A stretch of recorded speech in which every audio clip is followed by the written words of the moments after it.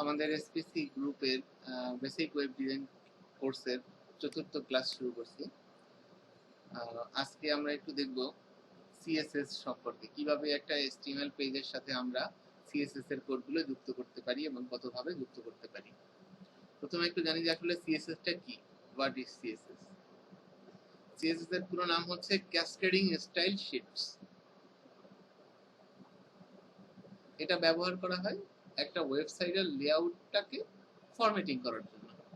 অর্থাৎ তার লেখাগুলোর কালার কি হবে, ফন্টগুলো মানে লেখাগুলো বা টেক্সটগুলো দেখতে কি রকম হবে, সাইজগুলো কত ছোট হবে নাকি বড় হবে, তারপরে একটা HTML এলিমেন্টের সাথে আরেকটা HTML এলিমেন্টের দূরত্ব, অবস্থান হবে একটা এলিমেন্টের কখন কোথায়, কোথায় ইমেজ দিব, কোথায় কোনো একটা এলিমেন্টের ব্যাকগ্রাউন্ডে ইমেজ দিব, কোথায় ব্যাকগ্রাউন্ডের কালার দিব, কোন ডিভাইসে কিরকম দেখাবে আমাদের একটা ওয়েব পেজ। ডিভাইস বলতে বড় মনিটরের স্ক্রিন, ছোট মনিটরের স্ক্রিন, মোবাইলের স্ক্রিন, মোবাইল আবার ছোট বড় স্ক্রিন আছে, ট্যাবের স্ক্রিন আছে। তাহলে কোন স্ক্রিনে কিভাবে আমাদের একটা ওয়েবসাইট দেখাবে, এই জিনিসগুলো হচ্ছে সিএসএস দিয়ে করা মোট কথা। তাহলে এই সিএসএস এর যে ফাইলটা আমরা তৈরি করি সেই ফাইলের এক্সটেনশন হচ্ছে ডট সিএসএস, আর HTML ফাইলের এক্সটেনশন হচ্ছে ডট HTML। এখন প্রশ্ন আসতে পারে যে তাহলে ফাইল এক্সটেনশনটা কি? ফাইল এক্সটেনশন হচ্ছে আমরা যেমন ইমেজ দেখি না, ইমেজের নামের শেষে থাকে ডট জেপিজি, HTML ফাইলের শেষে থাকে ডট HTML। আমি যেমন এটা এমএস ওয়ার্ড ফাইলের মধ্যে এই লেখাগুলো লিখে রাখছি একেবারে এই যে উপরে, এই ডকুমেন্টটার নাম হচ্ছে html4.docx। তাহলে ওই .docx টা হচ্ছে এমএস ওয়ার্ডের ফাইলের ফাইল এক্সটেনশন। তাহলে প্রত্যেকটা ফাইলের কম্পিউটারে এক ধরনের ফাইল এক্সটেনশন থাকে। আসলে এই ফাইল এক্সটেনশন দিয়ে কম্পিউটার বুঝতে পারে যে আসলে এই ধরনের ফাইল কম্পিউটারে চালাতে বা চালু করতে কোন ধরনের সফটওয়্যার লাগবে বা কোন জায়গায় এই ধরনের ফাইল রান করা যাবে। এইটা হচ্ছে ফাইল এক্সটেনশনের মাধ্যমে কম্পিউটার বুঝতে পারে। তো এই সিএসএস আমরা একটা ওয়েব পেজের সাথে তিনটা ওয়েতে যুক্ত করতে পারি। আমরা তিনটা ওয়েতে যুক্ত করতে পারি, যে কোনো একটা ব্যবহার করতে পারি, যে কোনো দুইটা ব্যবহার করতে পারি, আবার তিনটাই ব্যবহার করতে পারি। তাহলে এই পদগুলো হচ্ছে ইনলাইন সিএসএস, ইন্টারনাল সিএসএস এবং হচ্ছে এক্সটার্নাল সিএসএস। অর্থাৎ সিএসএস গুলো আমরা একটা ওয়েব পেজের কোথায় লিখতেছি তার উপরে ভিত্তি করে এর নামকরণ করা হয়েছে তিন রকম, বা কিভাবে একটা ওয়েব পেজের সাথে এই সিএসএস গুলো সংযুক্ত করতেছি। অর্থাৎ একটা ওয়েব পেজের কোথায় আমরা সিএসএস এর কোড লিখতেছি অথবা কিভাবে সিএসএস এর কোড সংযুক্ত করতেছি তার উপরে ভিত্তি করে এই সিএসএস কে তিন ভাগে ভাগ করতে। একটা হচ্ছে ইনলাইন সিএসএস বলতেছি, একটা ইন্টারনাল সিএসএস, আর একটা হচ্ছে এক্সটার্নাল সিএসএস। আচ্ছা, আমি একটা ফোল্ডার করেছিলাম প্রথমে, এই যে HTML ক্লাস 4 একটা ফোল্ডার করেছিলাম আমাদের ডিরেক্টরিতে, এখানে HTML ক্লাস 4 আছে, এবং এই ফোল্ডারের বাইরে একটা ইমেজ ফোল্ডার আছে IMG, এটার মধ্যে একটা ইমেজ আছে সানফ্লাওয়ার, ইমেজটার নাম এই যে সানফ্লাওয়ার। আর হচ্ছে HTML ক্লাস 4 এর ভিতরে আমি দুইটা ফোল্ডার করছি, একটা নাম দিয়েছি CSS আর একটা নাম দিয়েছি ইমেজ। আর এইটা হচ্ছে আমাদের প্র্যাকটিস css.html, অর্থাৎ এইটার মধ্যে আজকে কোড লিখে আমরা প্র্যাকটিস করব এই practice_css.html ফাইলটার মধ্যে। আর এই css ফোল্ডারের মধ্যে আমি একটা ফাইল তৈরি করে রেখেছি styles.css, অর্থাৎ এটা একটা css এর ফাইল। এই ফাইলটা কিভাবে তৈরি করা যায়? এই ফাইলটা এখানে রাইট ক্লিক করে নিউ, তারপরে হচ্ছে আমরা এই যে টেক্সট ডকুমেন্ট এটাতে ক্লিক করলাম, তারপরে আপনি যে কোনো নাম দেন, design.css,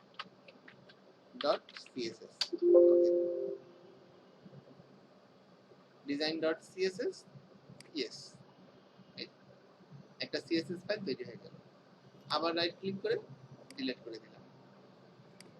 আচ্ছা, তারপরে ইমেজের ভিতরে দুইটা ফোল্ডার আছে, এটা লোগো, লোগোর মধ্যে একটা ইমেজ রাখা আছে polygon.jpg।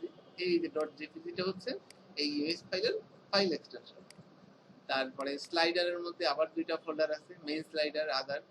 মেসেলারের মধ্যে আবার একটা ইমেজ আছে, মিস্টার পিবডি শার্মান ডট ওয়েবপি। ওকে, মোটামুটি এই হচ্ছে একটা পরিচয়। এই ফোল্ডারটাকেই আমরা কি করছি, এই ফোল্ডারটাকে আমি এইখান থেকে যদি রিমুভ করে দেই, এগুলো সব যদি কেটে দেই, রাইট ক্লিক করে রিমুভ ফ্রম দ্য প্রজেক্ট, এখান থেকে রিমুভ করে দিলাম, ফোল্ডারটা চলে গেছে। তারপরে আমি কি করছি, ফোল্ডারটাকে কিভাবে ওপেন করছি, এই ফোল্ডারটাকে ধরে ড্রাগ করে এখানে ছেড়ে দিচ্ছি, ব্যাস হয়ে গেছে।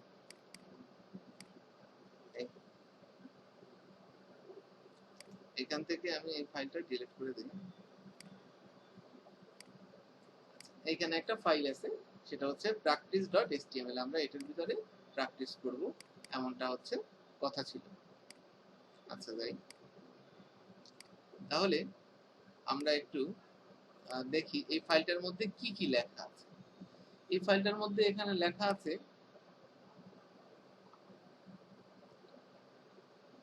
হেডের মধ্যে আমরা যদি স্টাইল ট্যাগের মধ্যে এইখানে যদি কোনো সিএসএস লিখি, তাহলে এই জায়গার সিএসএস গুলোকে বলা হয় internal CSS. Internal CSS writing in here, এখানে ইন্টারনাল সিএসএস লিখতে হয়। অর্থাৎ এই স্টাইল ট্যাগের মধ্যে আমরা হেডের মধ্যে স্টাইল ট্যাগের মধ্যে যেসব সিএসএস লিখবো সেটাকে বলা হয় ইন্টারনাল সিএসএস। এই লেখাটুকু না লিখলেও হয়, এই লেখাটুকু না লিখলেও হয়। অর্থাৎ এই ট্যাগটা কিভাবে এখানে আসে, স্টাইল লিখে আমরা যদি ট্যাব চাপ দিই তাহলে অটো এই স্টাইল ট্যাগটা চলে আসে। তারপরে এখানে ক্লিক করে এন্টার দিয়ে আগের মতো নিয়েছিলাম। এই লেখাটুকু লেখার দরকার নেই, তাই কেটে দিলাম উপর থেকে। আচ্ছা, তাহলে এই হেডের ভিতরে স্টাইল ট্যাগের মধ্যে আমরা যেই সিএসএস লিখবো সেটাকে বলা হচ্ছে ইন্টারনাল সিএসএস।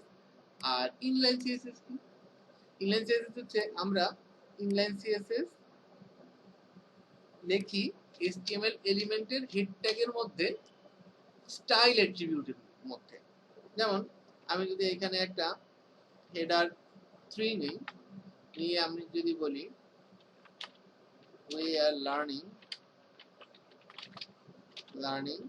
CSS, তাহলে আমাদের এই পেজটা যদি আমি ব্রাউজারে ওপেন করি তাহলে কি রকম দেখা যাবে, এই যে ব্রাউজারে আমি এখানে রান করলাম, তাহলে দেখা যাচ্ছে we are learning CSS। এখন বিষয় হচ্ছে যে এইখানে যদি আমি স্টাইল অ্যাট্রিবিউটের মধ্যে বলি কালার হচ্ছে রেড, তাহলে কি হবে, এটার কালারটা লাল হয়ে যাবে। তাইলে এই হেডার 3 এলিমেন্টের মধ্যে আমি যে স্টাইল অ্যাট্রিবিউটের মধ্যে যে সিএসএসটা লিখেছি এটাকে বলা হচ্ছে ইনলাইন সিএসএস। তাহলে সিএসএস এর তিনটা ওয়ে ছিল, একটা হচ্ছে ইনলাইন, আর একটা ছিল ইন্টারনাল, তাহলে বাকি থাকে আর একটা, সেটা হচ্ছে এক্সটার্নাল। সেটা কি, সেটা হচ্ছে যখন আমরা আলাদা এরকম একটা ফোল্ডার করে সেটার মধ্যে একটা সিএসএস ফাইল তৈরি করে রেখেছি। এটা তো practice_css.html ফাইল, তার পাশেই আমি একটা সিএসএস নামে ফোল্ডার করেছি, তার মধ্যে styles.css নামে একটা ফাইল আছে। এইটার মধ্যে যত সিএসএস এর কোড লিখবো ওইটাকে বলা হচ্ছে এক্সটার্নাল সিএসএস। তাহলে এইখানে যদি আমরা লিখি h3 color green, তাহলে কি আমাদের এখানে কালার গ্রিন আসবে? আসবে না। কি করে আসবে? আমি তো আমার এই style.css শীটটার মধ্যে যে আমার একটা সিএসএস এর কোড লেখা আছে, এটা তো আমার HTML এর মেইন পেজ practice.html, সেখানে কি কোথাও আমি বলেছি যে আমার এক্সটার্নাল সিএসএস টা কোথায় আছে, এক্সটার্নাল সিএসএস কোথায় আছে সেটা বলা হয়, সেটা এখানে বলতে হবে। তাহলে সেটা কি করে বলবো, এখানে আমরা লিংক নামে একটা ট্যাগ দিব, LINK লিংক।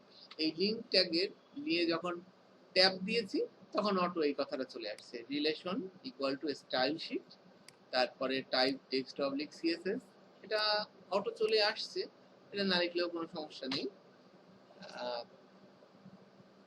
লেটেস্ট ভার্সন গুলোতে HTML এর এগুলো লিখতে হয় না। তারপরে এই স্টেপ, এইখানে আমি লিখবো ওই যে আমার সিএসএস ফাইলের 5টা, বলবো এটা আছে কোথায়, এই practice_css.html এর পাশে সিএসএস নামে একটা ফোল্ডার আছে এই ডিরেক্টরিতে, তার ভিতরে স্টাইলস STYLES styles.css এইভাবে লিখে দিব। তাইলে কি হলো, আমাদের এক্সটার্নাল সিএসএস অ্যাড করা হলো। তাইলে এইটাই হচ্ছে আমাদের এক্সটার্নাল সিএসএস। আমি পাশে একটু কমেন্ট করে লিখে দিই, EXTRNAL এক্সটার্নাল সিএসএস অ্যাডেড, অর্থাৎ এই লাইনে আমাদের এক্সটার্নাল সিএসএস অ্যাড হয়েছে। এটি গ্রুপে সিলেক্ট করে এখানে সরাই দিই, অর্থাৎ এক্সটার্নাল সিএসএস আমি অ্যাড করছি এই লাইনটাতে। এখন এক্সটার্নাল সিএসএস এর মধ্যে কি লেখা আছে, H3 কালার গ্রিন। তাহলে কি আমার এখন লোড দিলে কালার গ্রিন হবে? হবে না। কেন হবে না একটু পরে বলছি। আমি একটু রাইট ক্লিক করে দেখি পেজ সোর্সে গিয়ে যে আমাদের সিএসএস এর এই ফাইলটা লিংকটা ঠিকভাবে কাজ করছে কিনা, অর্থাৎ এক্সটার্নাল সিএসএসটা আমি ওয়েব পেজের সাথে এই practice_css.html পেজটার সাথে সংযুক্ত করতে পারছি কিনা। এই যে আমাদের কোডগুলো দেখাচ্ছে, এখানে ক্লিক করি, ক্লিক করলে এই যে চলে আসছে external CSS H3 colour green. অর্থাৎ এখানে ক্লিক করে যখন আমি এই লিংকে যেতে পারছি, তার মানে আমাদের এই practice_css.html ফাইলের সাথে আমার এই সিএসএস ফোল্ডারের ভিতরে রাখা style.css ফাইলটা বা এই এক্সটার্নাল সিএসএসটা লিংক করা হয়ে গেছে, এটা কাজ করতেছে। কিন্তু কালার সমান তো গ্রিন লিখেছি, তাহলে ওইটা তো পাচ্ছে না, এটা একটা খুব বড় সমস্যা। আচ্ছা, তাইলে এই সমস্যাটা নিয়ে একটু আলোচনা করি।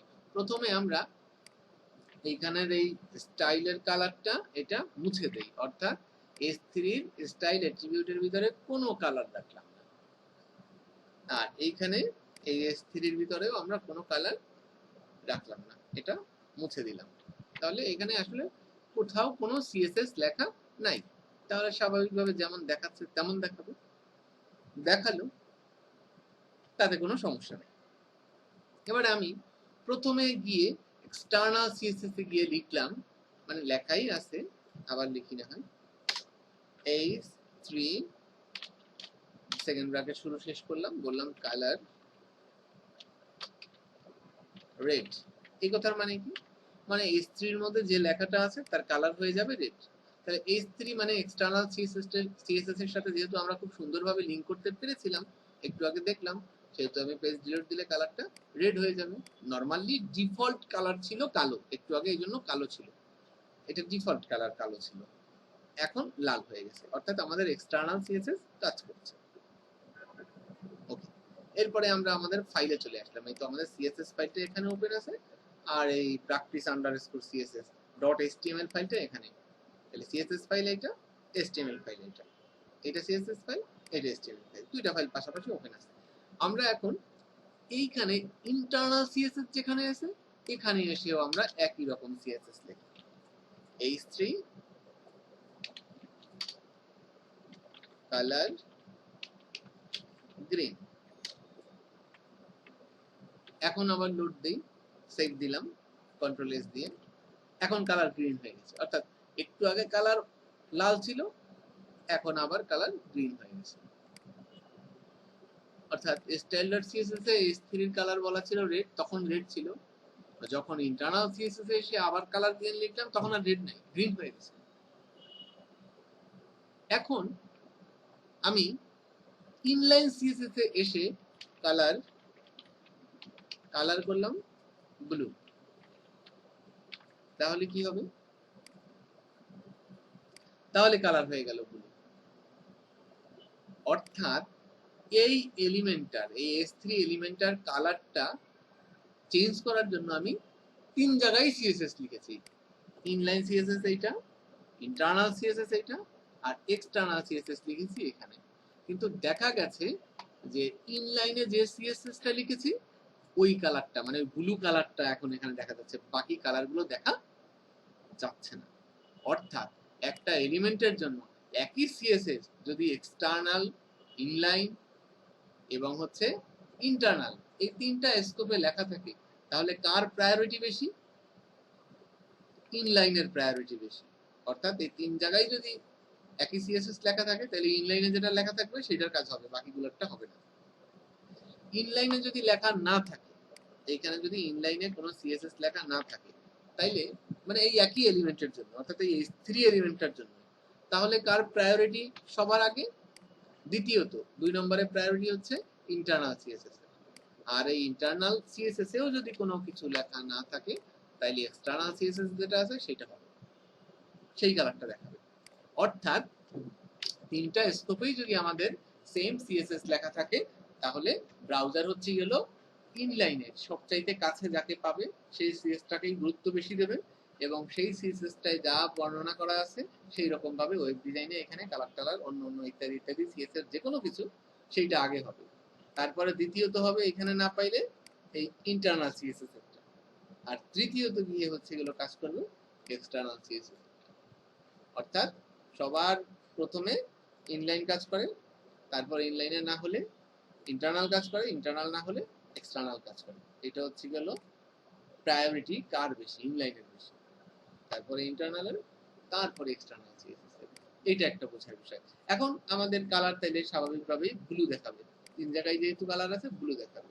যদি কোনো কারণে এই একই সিএসএস তিন জায়গায় লেখা আছে, আমি মনে করতেছি এই এক্সটার্নাল সিএসএসটাতে যে কালার আছে সেই কালারটাই হচ্ছে দেখাতেছে, বাকি দুইটা লেখা আছে কিন্তু আমি দেখাতে চাই না, রেডি দেখাবে, তখন আমরা কি করব? এখানে স্পেস দিয়ে আশ্চর্যবোধক চিহ্ন দিয়ে ইম্পর্টেন্ট লিখবো, ঠিক আছে?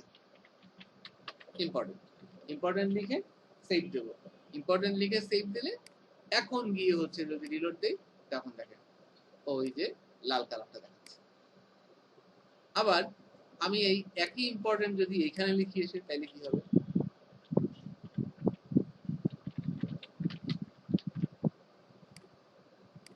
তাইলে আবার গ্রিন কালারটা দেখাচ্ছে। ওই যে প্রায়োরিটি অনুযায়ী,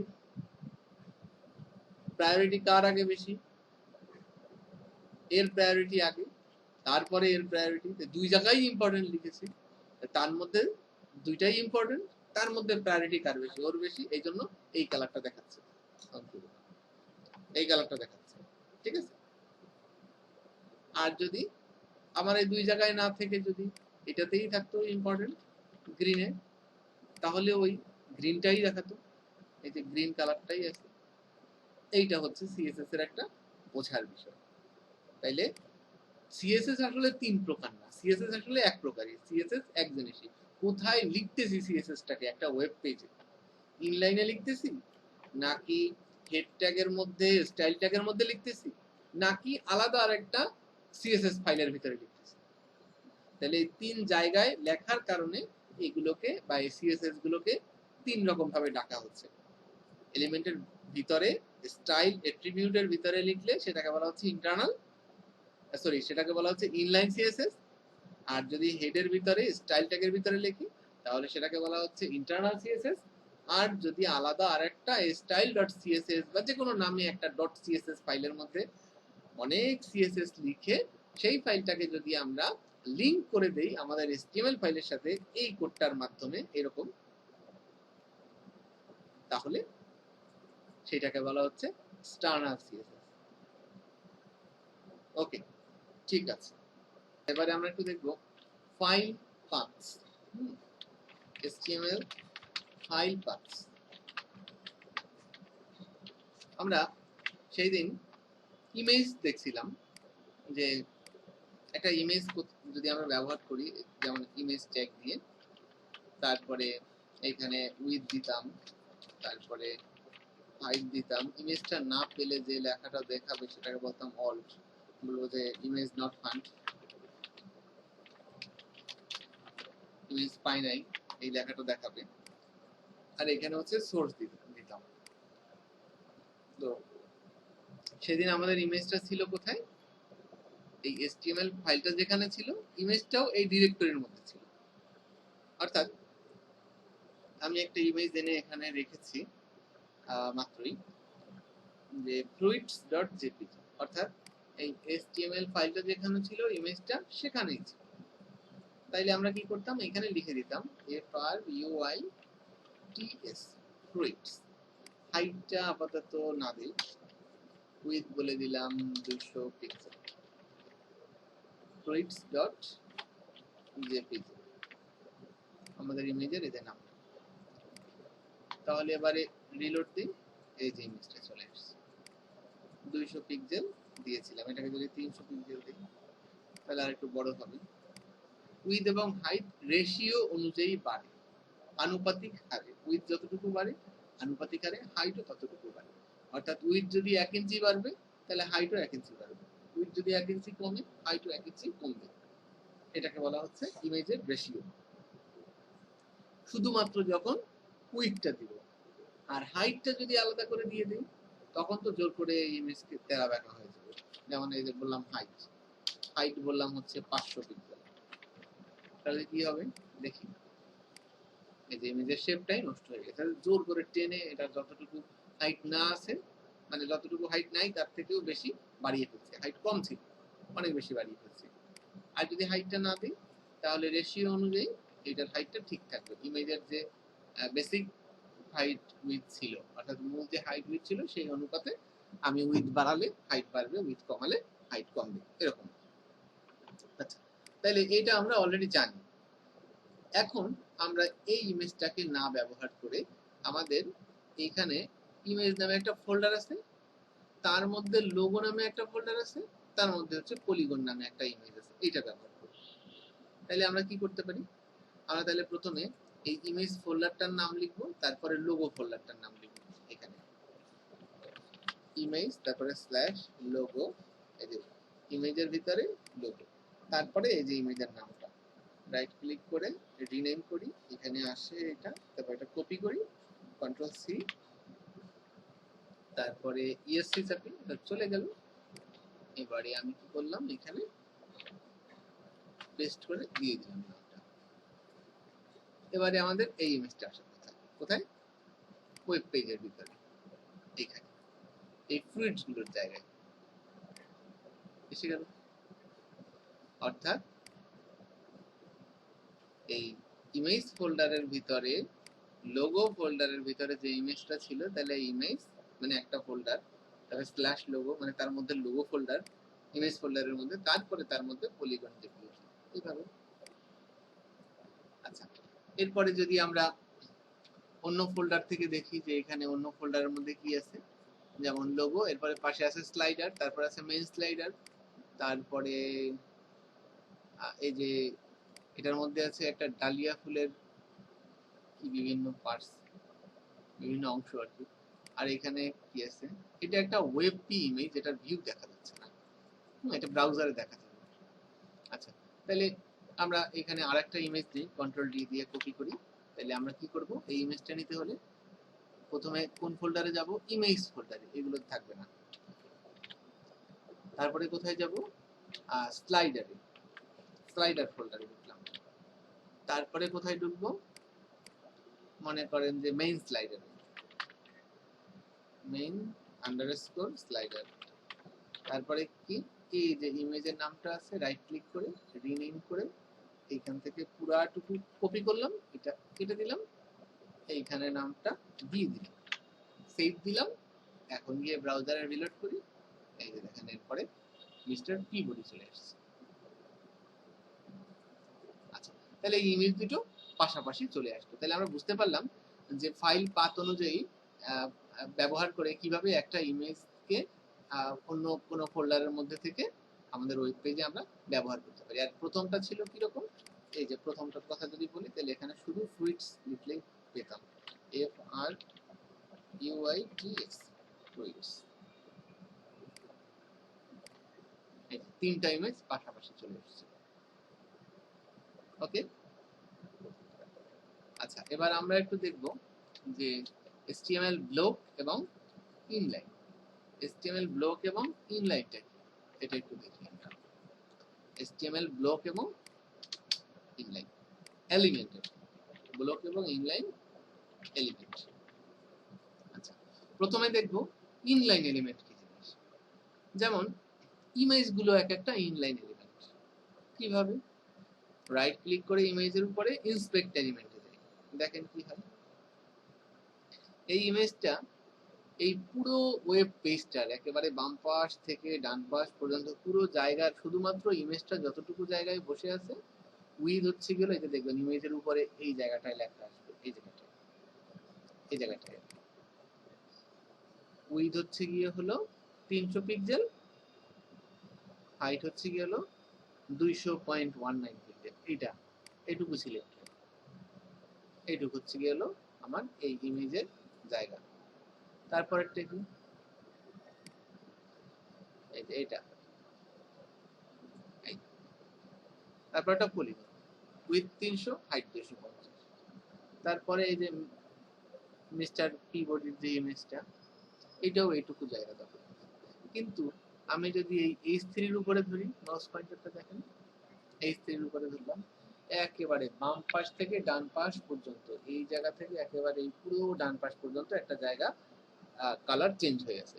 মানে ও পুরো জায়গা বাম সাইড থেকে ডান পাশ পর্যন্ত পুরোটা হচ্ছে হলো ব্লক করে আছে। এই জন্য এই H3 কে বলা হচ্ছে ব্লক লেভেল এলিমেন্ট। কিন্তু ইমেজগুলো কিন্তু পুরো জায়গা দখল করেনি। এই জন্য একটার ইমেজ থাকার পরে তার ডান পাশে অনেক জায়গা ফাঁকা ছিল, তাই দ্বিতীয় ইমেজটা বসেছে। তার ডান পাশে ফাঁকা ছিল, তাই তৃতীয় ইমেজটা বসেছে। ইমেজগুলো পাশাপাশি বসেছে।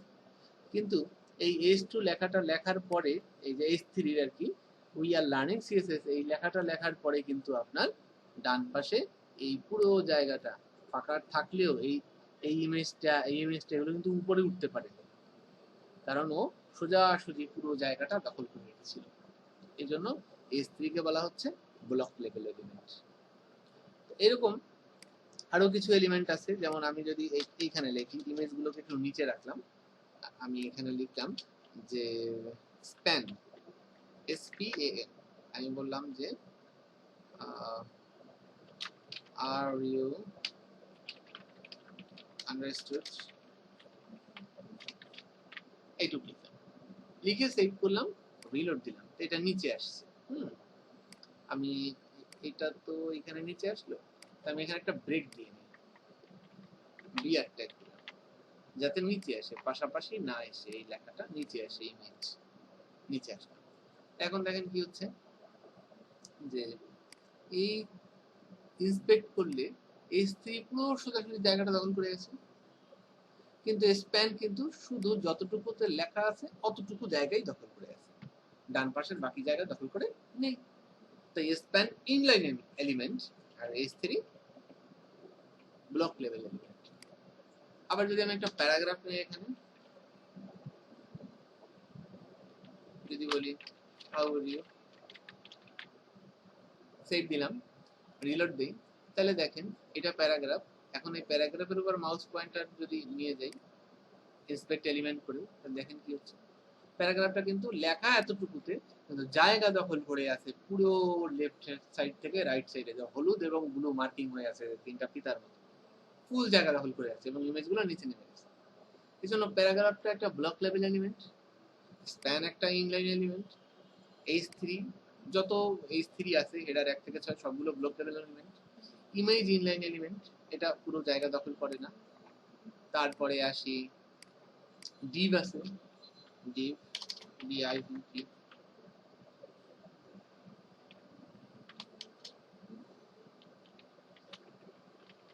ইন্টারেস্টিং,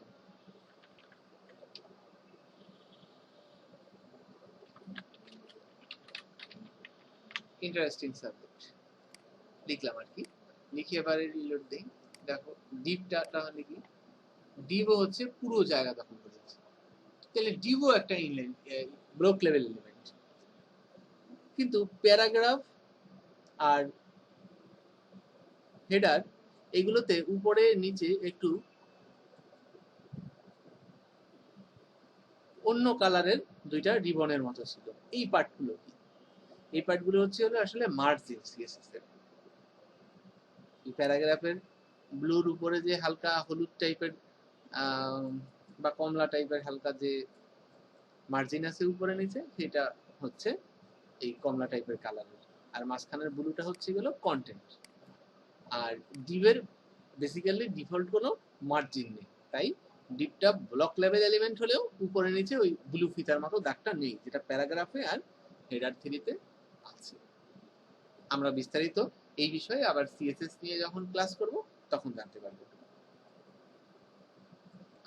ওকে, এখন আমরা এই ফাইলটার মধ্যে আপাতত আর কোনো কাজ না করি, এইটাকে হচ্ছে সেভ করি, সেভ করে ক্লোজ করি। এখানে আমরা এই HTML4 ক্লাসের মধ্যে রাইট ক্লিক করে নিউ ফাইল এখানে আমরা সেভ করি, আদার প্র্যাকটিস আসতে others.html নামে সেভ করলাম। আমরা এটাতে আবার লিখবো, এটাতে কি লিখবো, এই যে এখন এই HTML শুরু হয়েছে এখানে, শেষ হয়েছে এখানে, আর মাঝখানের বাকি সব কোডগুলোকে আমি একটা কিবোর্ড থেকে সিলেক্ট করলাম, সিলেক্ট করে কিবোর্ড থেকে ট্যাব চাপ দিয়ে ডান দিকে সরিয়ে নিলাম। আবার হেড শুরু হয়েছে এই জায়গায়, শেষ হয়েছে এই জায়গায়, বডি শুরু হয়েছে এই জায়গায়, শেষ হয়েছে এই জায়গায়। তাইলে HTML-টা একটু সরাইছি, HTML এর ভিতরে যা আছে, আবার এইখানে বডির ভিতরে আমরা একটু সরিয়ে এইখানে আমরা লিখি একটা div নেই, নাম দিলাম ক্লাস ইকুয়াল টু, বললাম হচ্ছে 1, এরকম একটা ডিভ নিলাম। তাহলে এরকম আমি আরো কিছু ডিভ নিয়ে লিখে ফেলি। তাহলে আমি একটু লিখলাম এই একই রকম ভাবে ক্লাস 1 এর ভিতরে ডিভ দিলাম, সবগুলোর একটা করে অ্যাট্রিবিউট নিলাম ক্লাস, আর হচ্ছে গেল অনেকগুলো নাম দিলাম। আসলে আমরা এখন শিখবো ক্লাস, অর্থাৎ HTML ক্লাস, এই বিষয়টা শিখব। সেই জন্য আমি এই কতগুলো এলিমেন্ট নিয়েছি, এটা একটা এলিমেন্ট, এটা একটা ডিভ এলিমেন্ট, এটা একটা ডিভ এলিমেন্ট, এরকম সবগুলো এক একটা এলিমেন্ট, তার ক্লাস অ্যাট্রিবিউটের সবগুলোর সেম ক্লাস লিখেছি।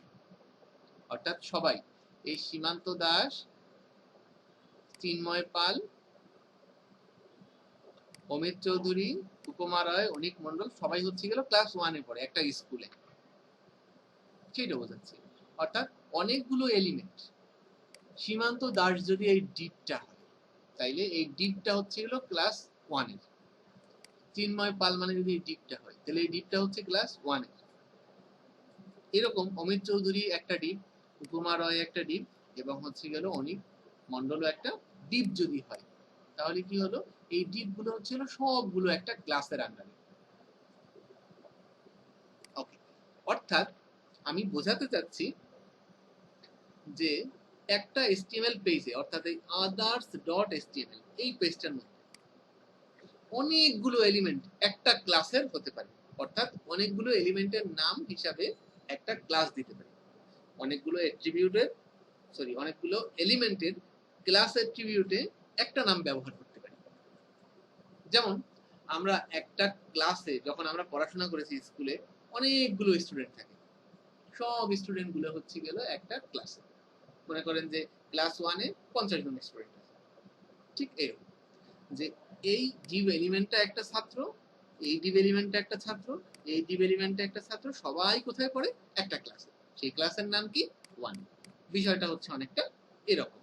তাইলে আমি এটা বোঝানোর উদ্দেশ্য হচ্ছে আমি এখানে একটু স্টাইল লিখে সবগুলোর ক্লাস কেন দিব তার একটা কারণ হচ্ছে, এখানে যদি আমরা ক্লাস লিখে ডট 1 ক্লাসের নাম আর কি, স্টাইল ট্যাগের মধ্যে আমরা কি লিখবো, সিএসএস লিখবো, তাহলে কোনো একটা ক্লাসের সিএসএস কি হবে সেটা বোঝাতে আমরা ডট 1 দিয়ে এখানে সিএসএস কোড লিখবো।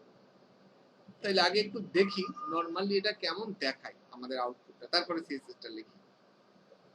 তাইলে আমাদের এই others.html ফাইলটা যদি এখানে ওপেন করি তাহলে আমরা দেখতে পাচ্ছি নরমালি এইভাবে সিরিয়ালি দেখাচ্ছে সবার নামটা। কিন্তু আমি যদি বলি ক্লাস 1 কালার হচ্ছে গ্রিন, তাহলে কি হবে, অর্থাৎ এই যতগুলো ডিভ এলিমেন্ট আছে সবার কালার গ্রিন, সবার কালার গ্রিন। আমি যদি বলি font size, font size 20 pixel, তাহলে সবগুলো ডিভ এলিমেন্টের অর্থাৎ সবগুলো ক্লাসের ফন্ট সাইজ 20 পিক্সেল হয়ে গেল, মানে আগের চাইতে একটু বড় হয়ে গেল। তাহলে আমরা বুঝতে পারলাম ক্লাসটা কি, অর্থাৎ অনেকগুলো এলিমেন্ট HTML এর একটা ক্লাসের হতে পারে, অনেকগুলো HTML এলিমেন্টের নাম হিসাবে আমরা একটা ক্লাস অ্যাড করতে পারবো। নাম হিসাবে না, আসলে ক্লাস অ্যাট্রিবিউটের ভিতরে আর কি আমরা একই নাম ব্যবহার করতে পারবো। একটা ক্লাসে যেমন অনেক ছাত্রছাত্রী থাকে, সেই রকম একটা ক্লাসের নাম আমরা অনেকগুলো HTML এলিমেন্টে ব্যবহার করতে পারবো। আশা করি বুঝতে পেরেছেন। ওকে, এবার আমরা একটু বুঝাবো HTML আইডি। আইডিটা কি? আমাদের ভোটার আইডি আছে, কারো ভোটার আইডি নাম্বার কি কারোর সাথে মেলে? মেলে না। একটা স্কুলে যতজন স্টুডেন্ট আছে, ছাত্রছাত্রী আছে, কারো আইডি নাম্বার কারোর সাথে মিলবে না। অর্থাৎ এখানে যারা আছেন কারো আইডি নাম্বার মিলবে না। মনে করেন সীমান্ত, যে তার আইডি হচ্ছে ক্লাস 1, যেহেতু আমি বললাম 101 আইডি, অথবা C101। আবার যে চিন্ময় পাল, তার আইডি বললাম C102। আবার যে অমিত চৌধুরী, এভাবে আমি আসলে সবার আইডি নাম্বার গুলো দিয়ে দিলাম। কারো আইডি নাম্বার কারোর সাথে মিল, ভোটার আইডি কার্ডের মতো। একটা স্কুলে আমরা যত ছাত্রছাত্রী পড়ি, সবার যদি আইডি কার্ড থাকে, কারো আইডি নাম্বার কারোর সাথে মিলবে না, কিন্তু সবার ক্লাস সেম। এই জন্য সবার এই সবগুলো এলিমেন্টের ক্লাসে নামগুলো এক আছে, কিন্তু আইডিতে নাম এক নেই। এখন আইডি দিয়েছি তো লাভ হয়েছে কি? কোনো সমস্যা নাই, একই পরিস্থিতি এখানে রিলোড দিলে দেখতে পাবো।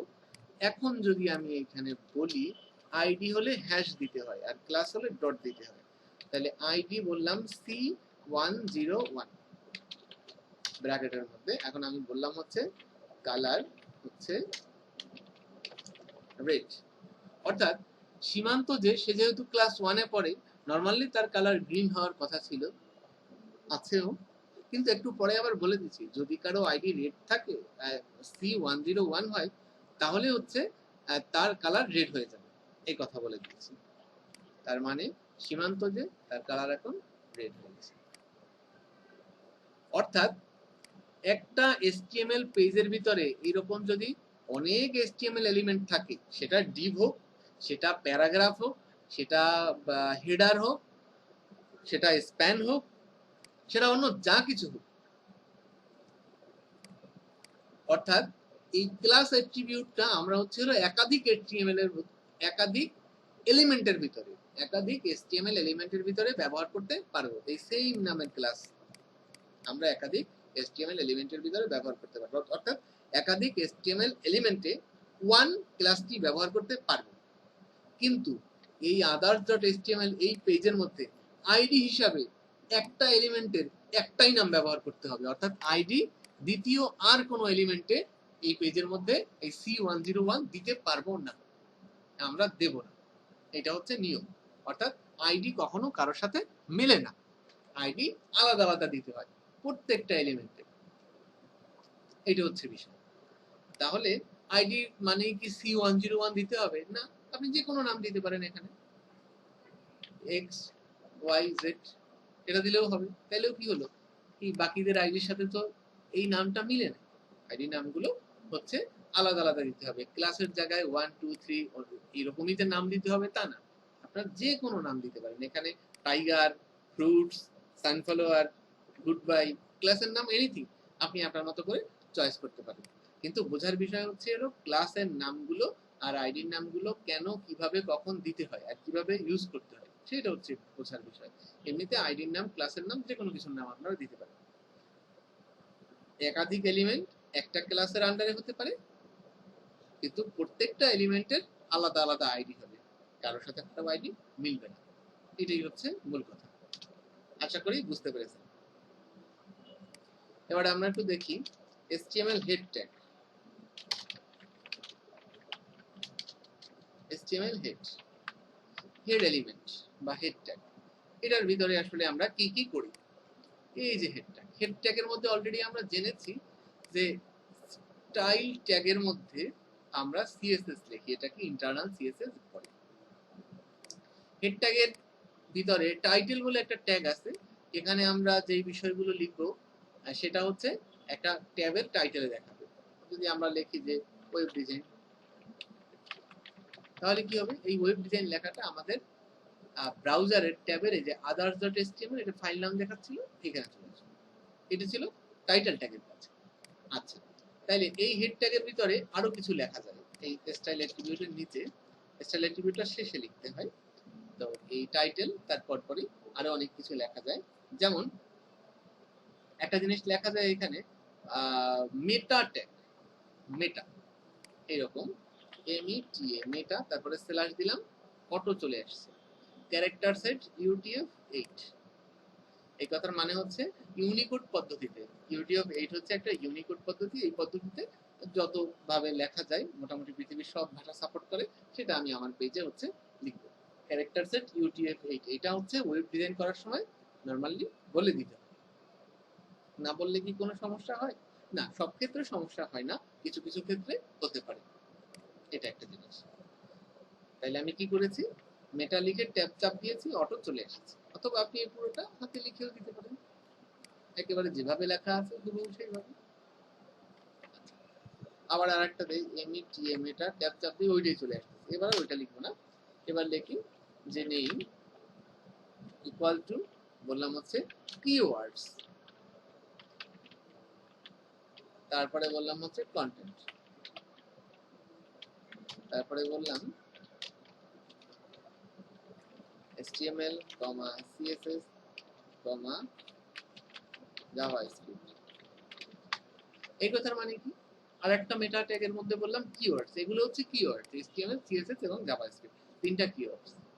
অর্থাৎ যখন কেউ আমার এই ওয়েবসাইটটা, যখন আমি কোনো একটা জায়গায় রাখবো, www.omuk.com এরকম কোনো একটা জায়গায় রাখবো, আর মানুষ যখন এখানে গুগল সার্চ ইঞ্জিনে গিয়ে HTML বা এখানে CSS বা এখানে জাভাস্ক্রিপ্ট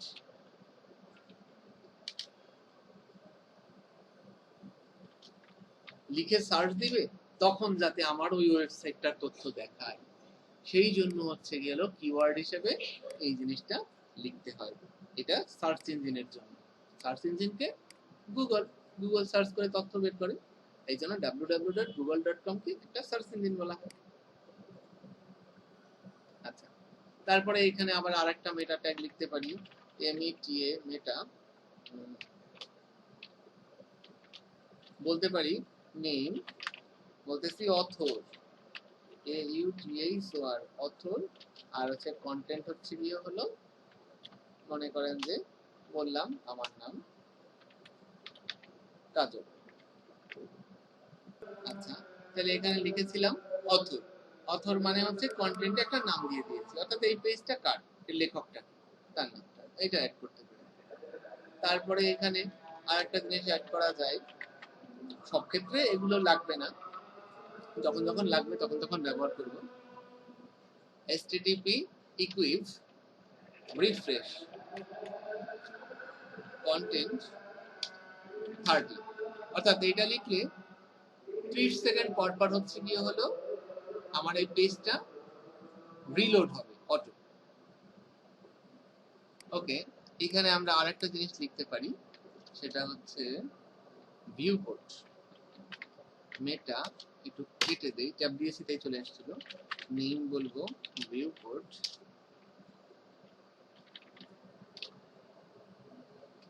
কন্টেন্ট উইথ, কন্টেন্টে বলবো with equal to device with, comma initial scale equals to 1.0। এই জিনিসটা মানে হচ্ছে ভিউ পোর্ট মানে হচ্ছে ডিসপ্লে। আমি যখন এই ওয়েব পেজটা যেই ডিসপ্লেতে দেখি, কম্পিউটারের বড় স্ক্রিন, কম্পিউটারের ছোট স্ক্রিন, মনিটরের, মোবাইলের ছোট স্ক্রিন বড় স্ক্রিন, বা ট্যাবের ছোট স্ক্রিন বড় স্ক্রিন, বা যে কোনো ধরনের ডিভাইসে আমি এই ওয়েব পেজটা দেখতে থাকি না কেন, আমার এই ওয়েব পেজের নরমালি উইথ হবে ডিভাইসের স্ক্রিনের যে উইথ, সেই উইথটা জুড়ে এই পেজের ভিতরে যে লেখা থাকবে সেগুলোকে দেখাবে আমার এই ওয়েব পেজটা, আমি যে ওয়েব পেজটা ডিজাইন করতে, যে ওয়েবসাইটটা ডিজাইন করতে।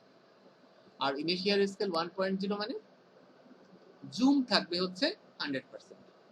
Normal zoom 100%।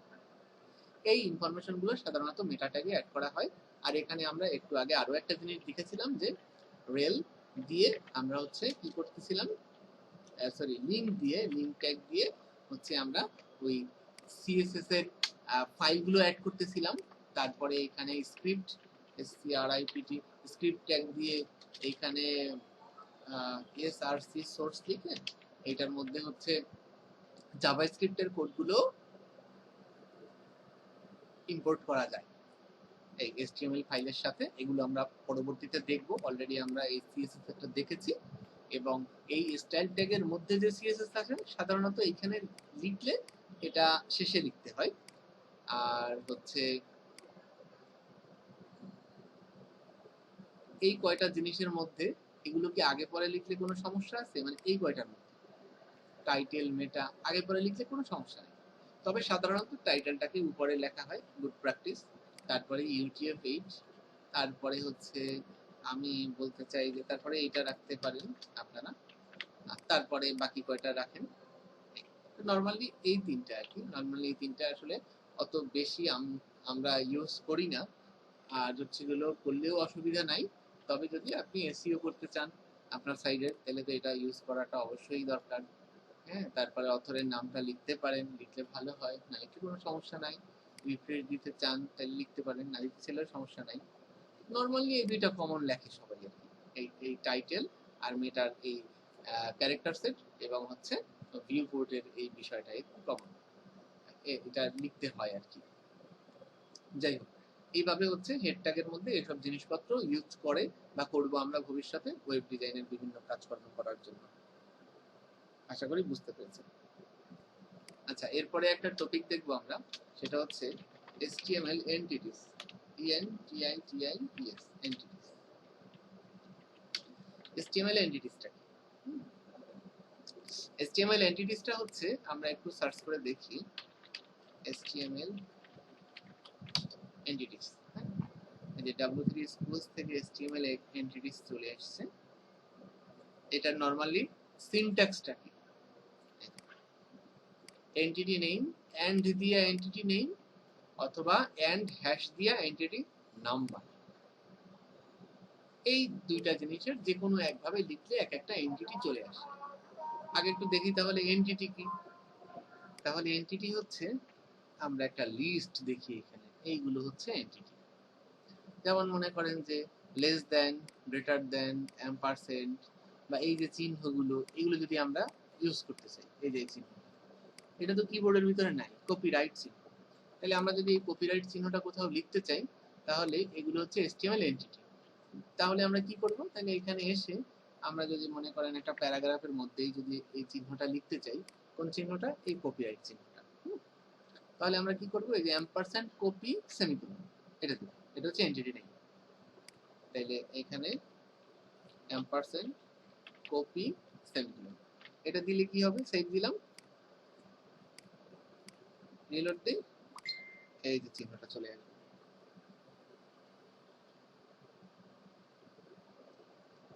আসলো তো? আচ্ছা, আবার আমি এইখানে সমান সমান দিলাম দুইটা তিনটা, তারপরে আমি বললাম কি যে এটা দিলাম এম্পারসেন্ট হ্যাজ 169 হচ্ছে কি হলো সেমিকোলন, এটা কি এম্পারসেন্ট হ্যাশ 169 সেমিকোলন, সেভ দিলাম, রিলোড দিই। তাহলে এখন দেখেন ওই কপিরাইট চিহ্নটাই আসতেছে, সেম চিহ্নই আসতেছে, মাঝখানে শুধু সেপারেট করার জন্য দুইটা ইকুয়াল দিছিলাম বা আমি ডট ডট ডট দিলাম। তাহলে এই এন্টিটি গুলো হচ্ছে আমরা লিখতে চাই, লিখতে হলে আমাদেরকে কি করতে হয়? এন্টিটির হয় নাম দিব, এই যে নাম এটা, অথবা নাম্বার। এখন আমরা কোন এন্টিটির কি নাম আর কোন নাম্বার সেটা জানবো কি করে? এখানে একটা লম্বা লিস্ট আছে এন্টিটির নাম ও নাম্বারের, এন্টিটি লিস্ট।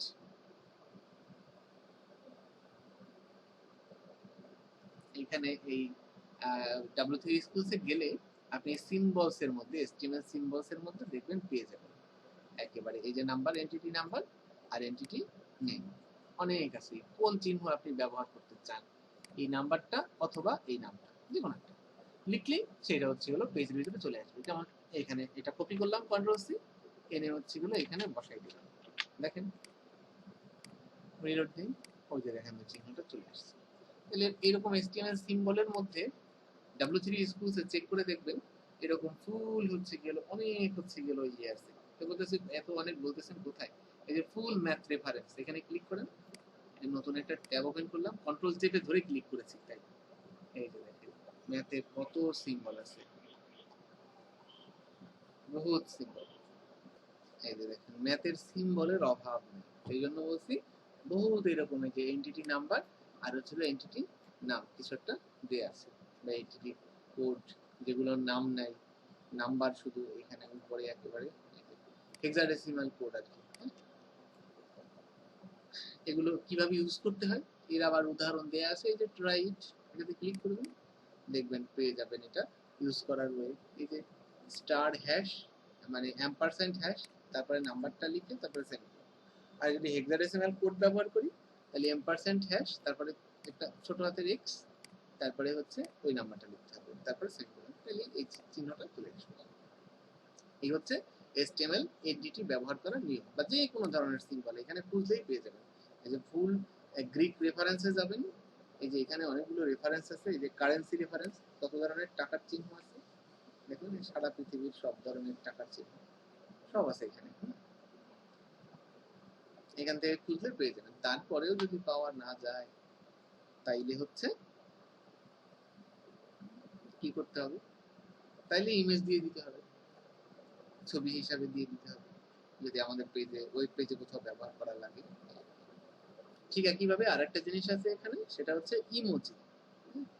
HTML এ গেলাম টিউটোরিয়ালে, দেখবেন এই লাস্টের দিকে এন্টিটি সিম্বল, তারপরে আছে ইমোজি। ইমোজি ইমোজি হচ্ছে কি হলো, এখানে এই পেজের শুরুতে ক্যারেক্টার সেট মেটা UTF-8, এটা হচ্ছে গেলে এখানে থাকতে হবে অবশ্যই, ছোট হাত বড় হাত UTF এটা হলে সমস্যা নাই। তারপরে আপনি এই যে কতগুলো চিহ্ন আমরা এফেক্ট দেই না, এই যে এগুলোকে বলা হচ্ছে ইমোজি, ছবির মতো। এগুলো কি, এগুলো ওইরকম কোড, এই যে ইমোজির কোড, এই কোডগুলো লিখলেই হচ্ছে গেল এই ইমোজি তৈরি হয়ে যাবে। এই কোডগুলো আপনি প্রত্যেকটা ইমোজির জন্য লিখবেন। ধরেন আপনি এই একটা মুখ, হাসি মুখ লিখতে চাচ্ছেন, কন্ট্রোল সি দিয়ে কপি করলাম, আমি এখানে রাখলাম, সেভ দিলাম, রিলোড দিলাম, ওই যে চলে আসছে। অর্থাৎ এগুলো সবগুলো এক একটা এই সিম্বল, এই সিম্বলগুলো লিখতেছি কিভাবে, হয় একটা কোড দিয়ে, নয় একটা নাম দিয়ে। যেগুলোর নাম নেই সেগুলো শুধু কোড আছে। তো এরকম যে কোনো নাম দিয়ে যে কোনো সিম্বল আপনি লিখতে পারেন। ঠিক এইভাবে HTML ইমোজি রেফারেন্স, এখানে ক্লিক করেন দেখবেন অসংখ্য ইমোজি আছে। ইমোজির যে কোড আছে, একটা নরমাল নাম্বার আর একটা হেক্সাডেসিমাল কোড, কিভাবে ব্যবহার করতে হয় সেটা দেখার জন্য এই ট্রাইটে ক্লিক করে চলে যাবেন, দেখবেন স্যাম্পলে বলা আছে কিভাবে ব্যবহার করতে হয়। এখানে অসংখ্য ইমোজি আছে, অনেকগুলো, কয়েকশো, তারও বেশি, 300-400। তাহলে আজকের ক্লাসটা এ পর্যন্তই, নেক্সট দিন আবার কথা হবে।